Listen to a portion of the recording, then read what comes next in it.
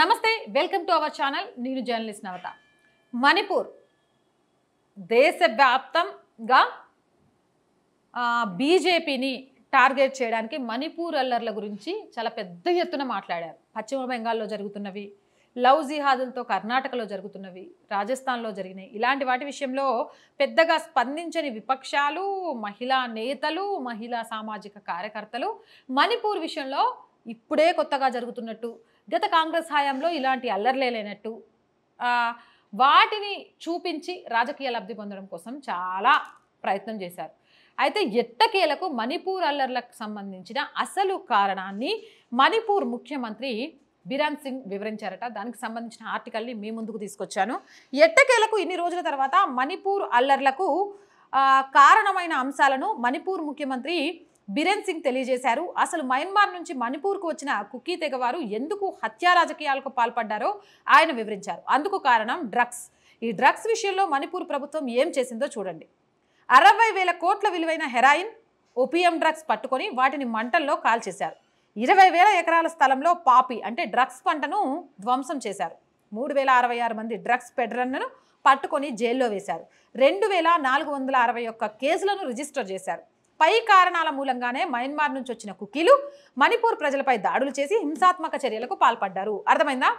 అక్కడ జరుగుతున్న drugs మాఫియాకి check పెట్టే ప్రయత్నం చేయడంతో ప్రభుత్వాన్ని దించితే తప్ప తమ డ్రగ్స్ ఇష్టారాజ్యంగా పంటను పెంచుకోవడము, అమ్మడము, మాఫియా చేయడము సాధ్యం కాదు అని చెప్పి మయన్మార్ నుంచి వచ్చిన కుకీలు ఇక్కడ ఉన్న వాళ్ళ, మణిపూర్లో ఉన్న వాళ్ళ మీద దాడులు చేసి ప్రభుత్వాన్ని ఇరకాటంలో పెట్టి ప్రభుత్వాన్ని అపహాస్యం చేస్తూ ప్రభుత్వాన్ని దించితే ఇక అక్కడొచ్చే గతంలో ఉన్న ప్రభుత్వం తీము ఆడింది ఆట, పాడింది పాటగా చూస్తూ చూడనట్టు ఊరుకున్నారు. అవసరమైతే ఎమర్జెన్సీ లాంటి ఏదో పెట్టేసి కప్పిపుచ్చి వీళ్ళకి సహాయ సహకారాలు అందించారు. గట్నే సహాయ సహకారాలు అందిస్తారు అనే ఉద్దేశంతో చేసింది అనే విషయాన్ని చాలా క్లియర్గా చెప్పారట. ఇంత పెద్ద ఎత్తున డ్రగ్స్ని పట్టుకోవడం, డ్రగ్స్ పంటను కాల్చేయడం, అలాగే ఈ డ్రగ్స్ ఎవరైతే స్మగ్లర్స్ ఉంటారో వాళ్ళని అరెస్ట్ చేయడం, ఎఫ్ఐఆర్లు చేయడం అనేది మణిపూర్ చరిత్రలోనే ఇదే మొదటిసారట. ఈ నేపథ్యంలోనే చాలా పకడ్బందీగా ప్లాన్గా అక్కడున్న ప్రభుత్వాన్ని కూల్చడమే పనిగా పెట్టుకొని ఇక్కడ ఇలాంటి హత్యా రాజకీయాలకు మయన్మార్ నుంచి వచ్చిన కుకీలు ప్రయత్నం చేశారట. ఇక అలా ప్రభుత్వం కూలిపోతే తమకు స్వలాభం ఉంటుంది కాబట్టి అసలు విషయం తెలిసినా కూడా దాన్ని పక్కదోవ పట్టిస్తూ ఇది మతాలకు ఆపాదిస్తూ అసలు కారణాలను బయటికి చెప్పకుండా ఇదే మొదటిసారి జరుగుతున్నట్టు బీజేపీ మీద అభాండాలు వేస్తూ ప్రతిపక్షాలు, ముఖ్యంగా కాంగ్రెస్ పార్టీ పాపం మల్లగుల్లాలు పడ్డది. బట్ ఎవరు కూడా దాన్ని పట్టించుకోలేదు.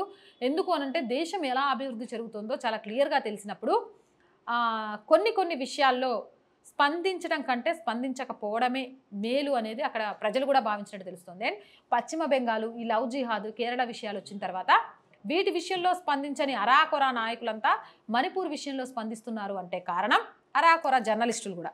కారణం ఏంటి అంటే అక్కడ లబ్ధి ఉంది. నిజంగా కూడా వీళ్ళు నాయకులు ప్రజాశ్రేయస్సుని కోరుకునే వాళ్ళైతే మిగిలిన విషయాలలో కూడా స్పందించాలి. ఆ విషయాల్లో ఎందుకు స్పందించకుండా మణిపూర్నే టార్గెట్ చేస్తున్నారంటే ఇక్కడ మణిపూర్లో సమస్య టార్గెట్ కాదు, మణిపూర్లో భారతీయ జనతా పార్టీని దించడమే టార్గెట్. ఆ నేపథ్యంలోనే అక్కడ ఇంత హత్యా రాజకీయాలు చేశారనే విషయాన్ని చాలా క్లియర్గా బిరెన్ సింగ్ బయటికి చెప్పారట. ఏదేమైనా మణిపూర్ అల్లర్లకు సంబంధించి అర్థమైంది కదా, అదనమాట అసలు విషయం. సో ఈ వీడియో నచ్చినట్లయితే లైక్ చేయండి, షేర్ చేయండి. అండ్ చాలామంది వీడియో చూస్తున్నారు, సబ్స్క్రైబ్ చేయడం మర్చిపోతున్నారు. సబ్స్క్రైబ్ చేయండి అండ్ సపోర్ట్ చేయండి. సపోర్ట్ చేయాలనుకునేవారు 1 to 5 లెవెల్స్ ఉంటాయి. ఏదో ఒక లెవెల్లో సపోర్ట్ చేయండి. అండ్ స్క్రీన్ మీద గూగుల్ పే, ఫోన్పేతో పాటు అకౌంట్ డీటెయిల్స్ ఉంటాయి. అండ్ మీ బిజినెస్ అడ్వర్టైజ్మెంట్ కోసం కూడా అడ్వర్టైజ్మెంట్ నెంబర్ కూడా ఇవ్వడం జరిగింది. సో ఏదో ఒక రూపంలో ఛానల్కి సపోర్ట్ చేయండి, సబ్స్క్రైబ్ చేయండి. స్టే విత్ us అండ్ జై భారత్.